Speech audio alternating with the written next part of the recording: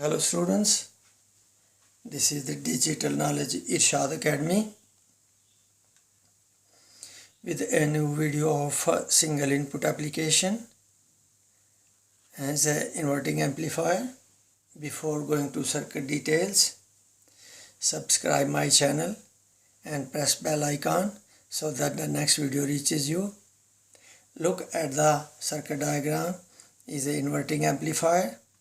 Non-inverting terminal, which is plus terminal, is shorted to ground, and this ZIC, which is across these two terminals, is shorted to ground. ZIC and ZID become in parallel.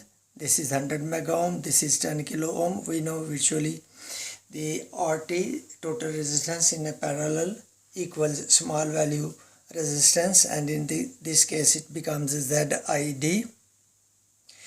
Is a output control generator with a minus sign showing that output voltage will be inverted. That output impedance, output voltage is taken between this point and with respect to ground.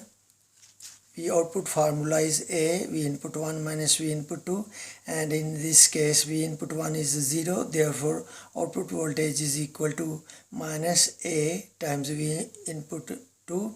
Whatever is the input voltage, that will be inverted in phase. Is a non-inverting terminal is shorted, non-inverting terminal is shorted to ground. ZIC is shorted, which is large, and this is a large ZIC in connection, and that is virtually shorted. We then have ZIC in parallel with ZID. This ZIC and this ZID, 100 mega ohm and 10 kilo ohm, they become in parallel, and it becomes equal to ZID, which is 10 kilo ohm, is equal to input impedance, and in this case it will be 10 kilo ohm. The circuit is reduced here. Is a inverting terminal and the ground. Input is applied between these 2 points. ZID is in parallel with ZIC is equal to ZI, output control generator.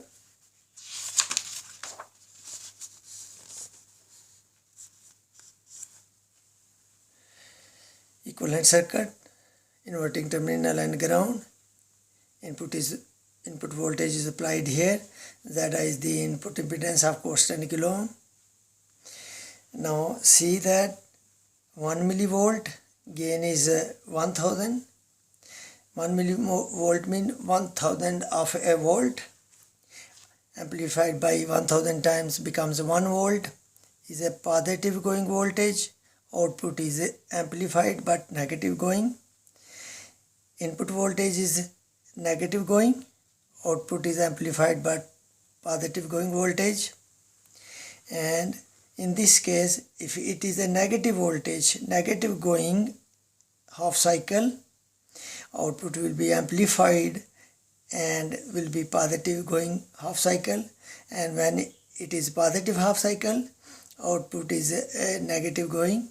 Whatever is the polarity in the input, positive polarity inverted to negative going voltage, amplified but inverted into positive. There is a 180-degree phase inversion. This, of course, is a voltage transfer characteristics curve. Horizontal axis show input voltage, vertical axis or y-axis they show output voltage.